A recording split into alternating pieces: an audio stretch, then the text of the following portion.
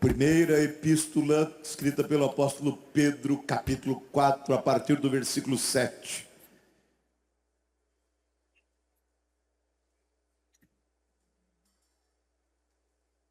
Acompanhe a leitura, por favor. Ora, o fim de todas as coisas está próximo.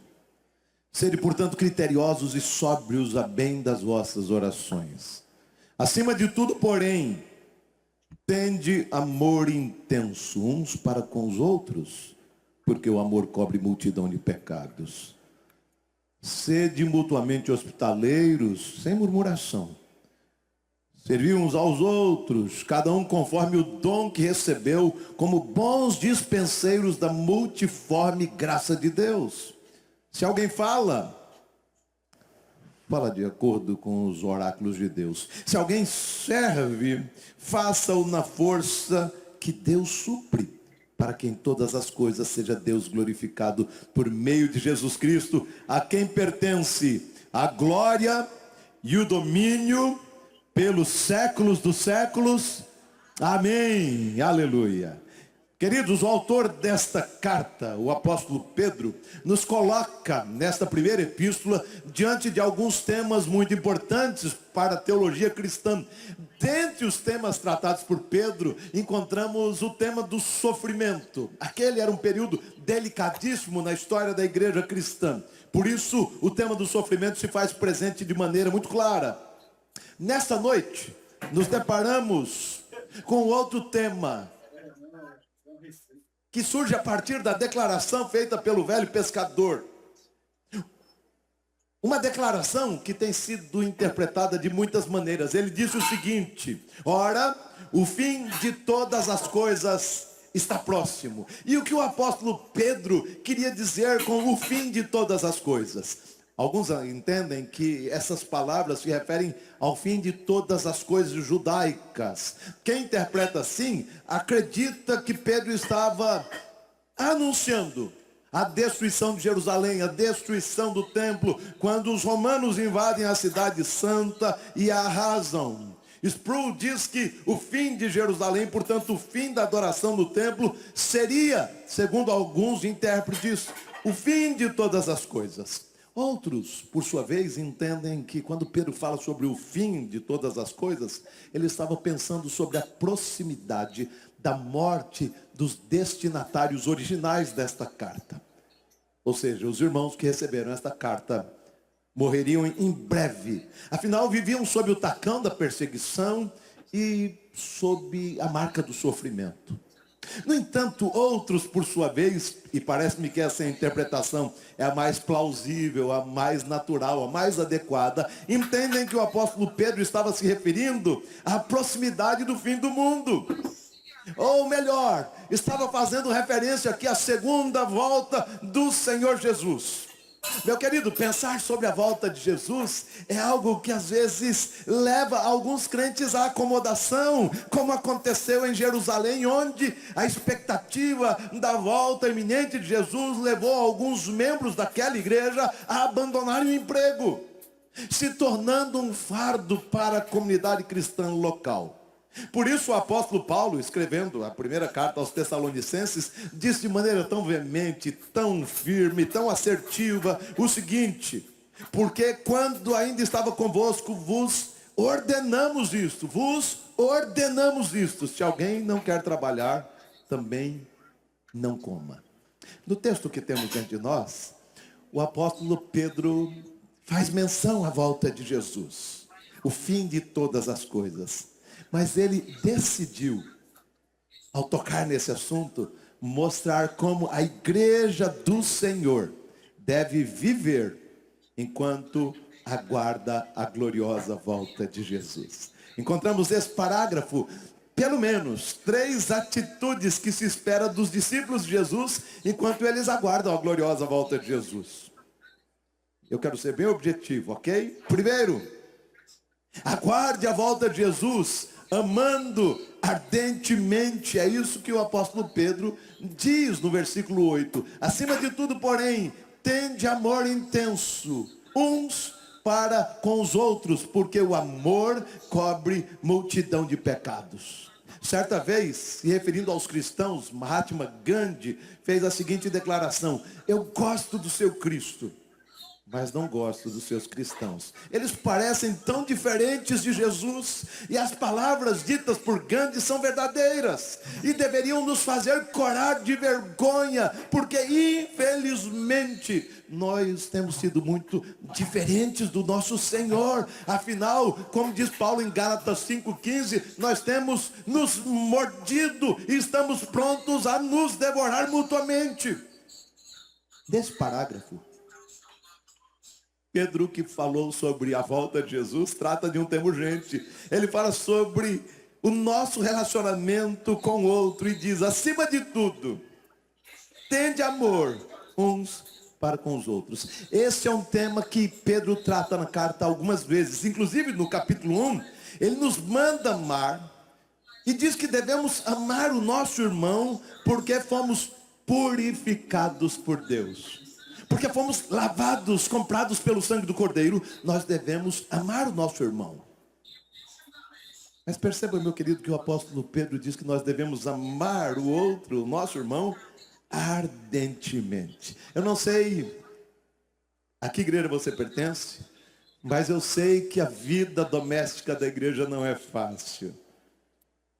Somos diariamente desafiados no convívio com o próximo. Até porque a intimidade gera atrito, desgaste, estresse e estremecimento nos relacionamentos.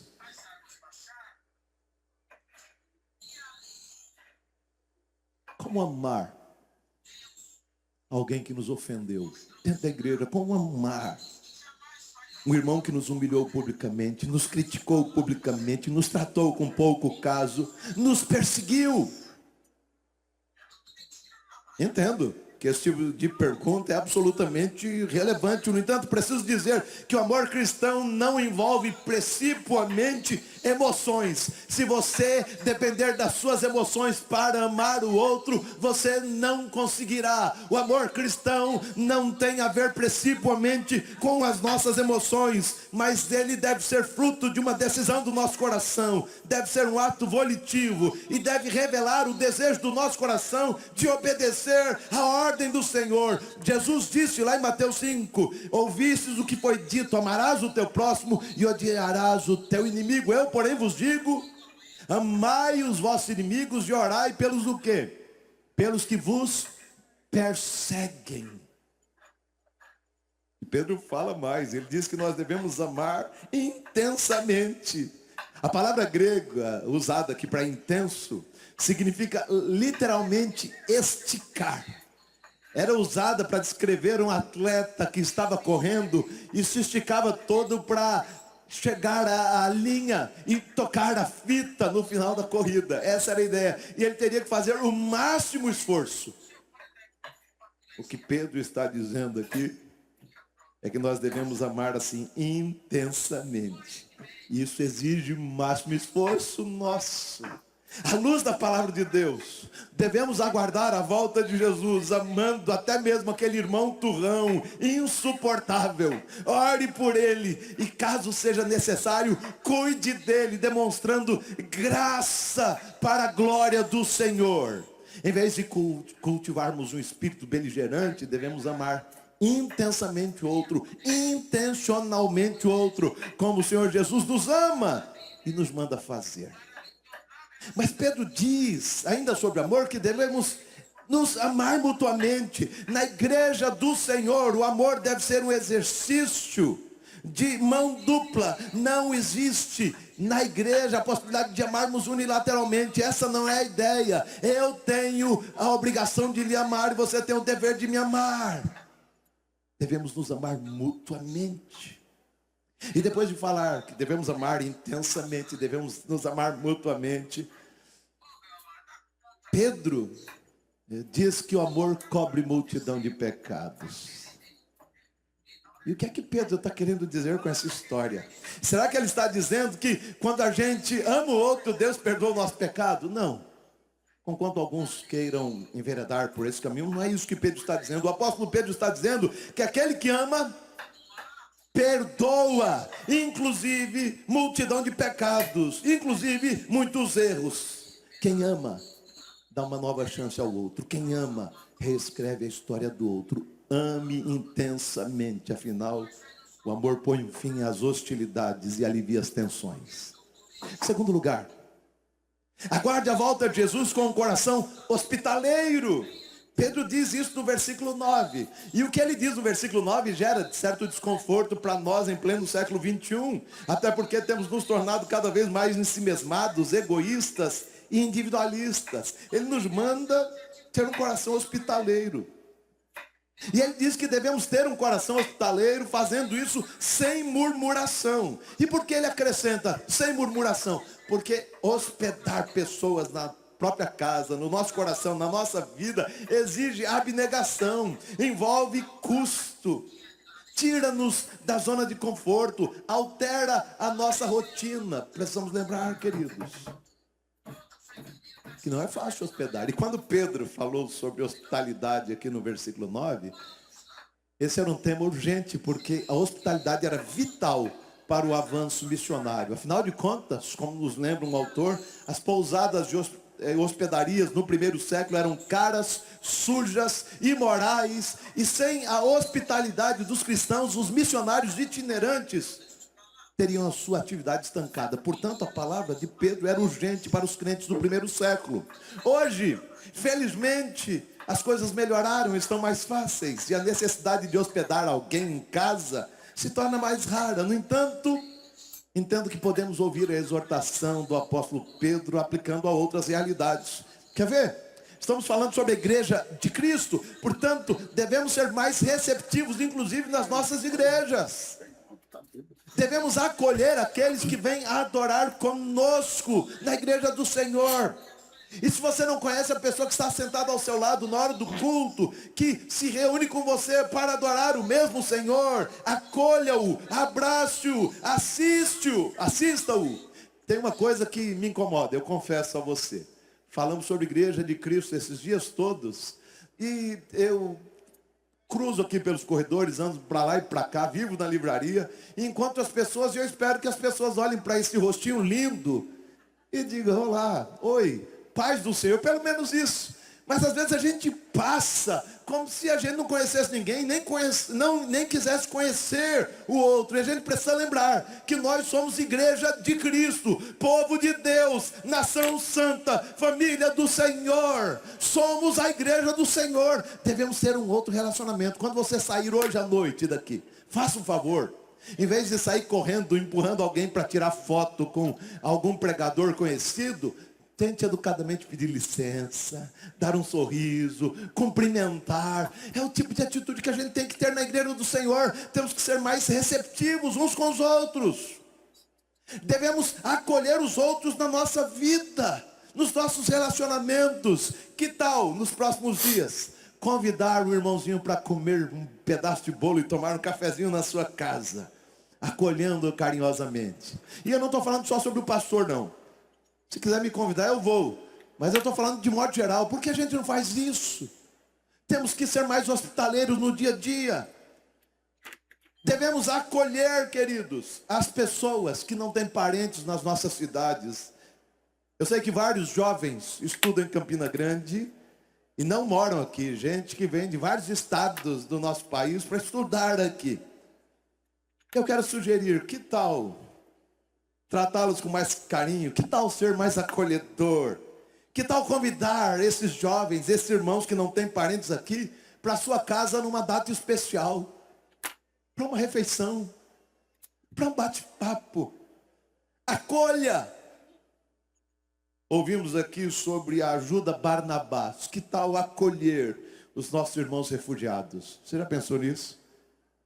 Já pensou acolher irmãos refugiados que vieram a Campina Grande? As nossas igrejas se mobilizando para fazer isso. Alugar uma casa, bancar, tentar correr atrás de emprego, receber, ajudar, socorrer, assistir. É isso que Pedro espera, mas ele traz uma terceira e última exortação, uma terceira e última atitude que deve ser comum a nós. Aguarde a volta de Jesus, servindo o outro com os seus dons. Conta-se que certa vez Hudson Taylor, missionário fundador da missão para o interior da China, foi convidado para um evento. Mas você só é servo, você só é serva, você só é servo, você só é servo. Eu sou apenas servo. Servos de um mestre ilustre. Portanto, devemos servir como o Senhor nos ensinou. Devemos aguardar a volta do Senhor, servindo um ao outro. Devemos transformar a nossa vida cristã num instrumento de serviço, abençoando a vida do nosso irmão. Devemos servir uns aos outros. O serviço na igreja do Senhor é mútuo. Eu lhe sirvo, você me serve. Não devemos apenas nos colocar naquela posição onde as pessoas devem nos servir. Antes devemos arregaçar mangas, pegar uma bacia, pegar uma toalha e começar a lavar alguns pés na igreja do Senhor Jesus. Devemos servir uns aos outros. Devemos servir uns aos outros segundo os dons que recebemos. Todos nós recebemos algum dom da parte de Deus. E esses dons foram nos concedidos para o bem da igreja do Senhor, para promover o crescimento espiritual dos nossos irmãos. Portanto, use o dom que Deus lhe deu, use os talentos que Deus lhe deu para abençoar vidas, e não para o seu deleite pessoal, nem para autopromoção. Use para servir na igreja do Senhor, servir os irmãos em Cristo Jesus. Mas Pedro diz lá no versículo 10, que devemos servir o outro na força do Senhor. E quando eu leio essa declaração de Pedro, eu fico muito feliz. Sabe por quê? Porque nem sempre é fácil servir. Afinal de contas, algumas pessoas dão trabalho no dia a dia na igreja.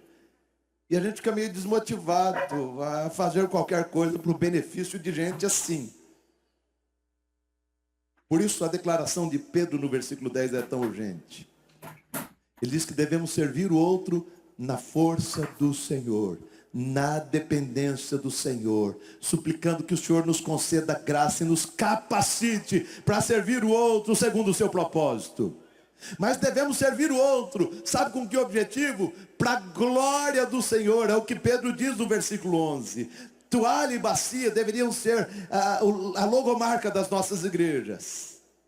Precisamos ser uma comunidade que se reúne para adorar e vive para servir. E vive para servir. A volta de Jesus está próxima. Em 1976, Luiz de Carvalho cantou um hino. O hino original é um hino em inglês. Ele foi escrito e composto por Bill Gaither. E o coro diz o seguinte: o rei está voltando, o rei está voltando, a trombeta está soando, o meu nome a chamar. O rei está voltando, o rei está voltando, aleluia, ele vem me buscar. Vamos de novo. O rei está voltando, o rei. A trombeta está soando, o meu nome a chamar.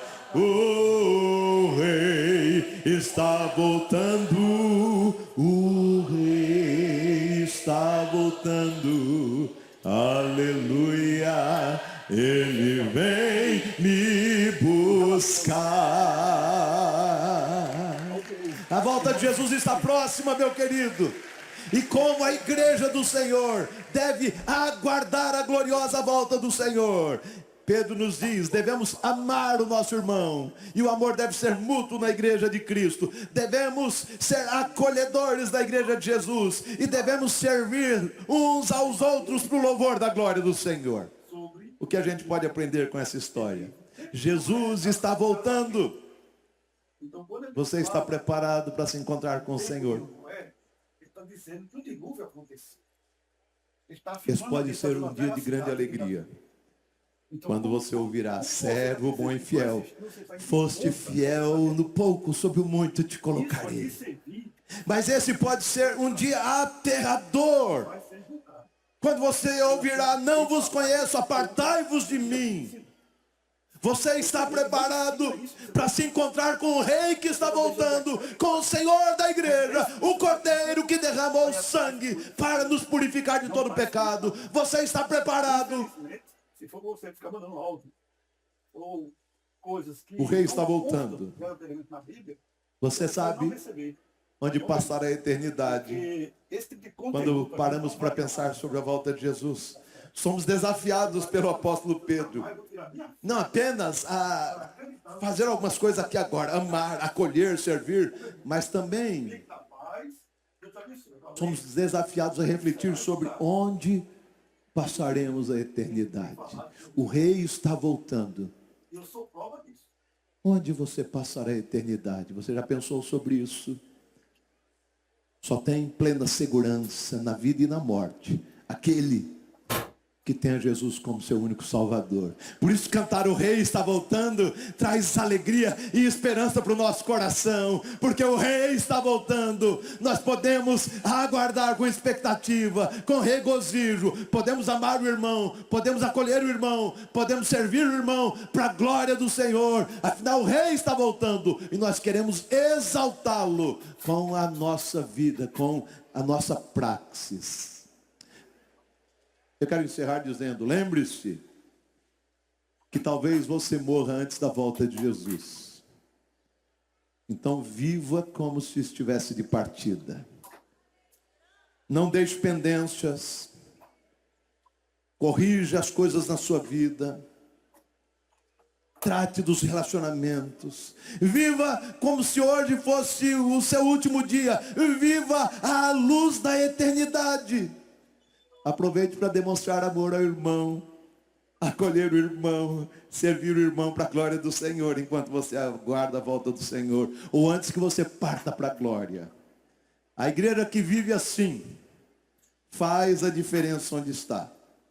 E se você tem alguma dúvida, releia o que Lucas escreveu lá em Atos dos Apóstolos sobre o impacto da igreja em Jerusalém, Atos 2, 42 a 47. Ele encerra o capítulo 2 dizendo que a igreja primitiva, a igreja em Jerusalém, começou a contar com a simpatia do povo. E o Senhor abençoou aquela igreja, acrescentando dia a dia os que iam sendo salvos. Se quisermos causar um impacto no mundo onde vivemos, o mundo caído, a igreja precisa fazer diferente do que o mundo faz. Ela tem que amar. Ela tem que acolher, ela tem que servir para a glória do Senhor. Afinal, o Rei está voltando. Que Deus nos ajude e vivamos assim para a glória dele. Que Deus te abençoe, meu querido. Vamos orar, eu quero orar por você ainda. Vamos orar? Senhor, toma-nos em tuas mãos e ajuda-nos para que sejamos uma igreja fiel, que ame, que acolha e que sirva à semelhança do que Jesus fez. Que à luz da eternidade sejamos a igreja de Cristo, que aguarda com expectativa a volta do Rei dos Reis e do Senhor dos Senhores. Amém. O Rei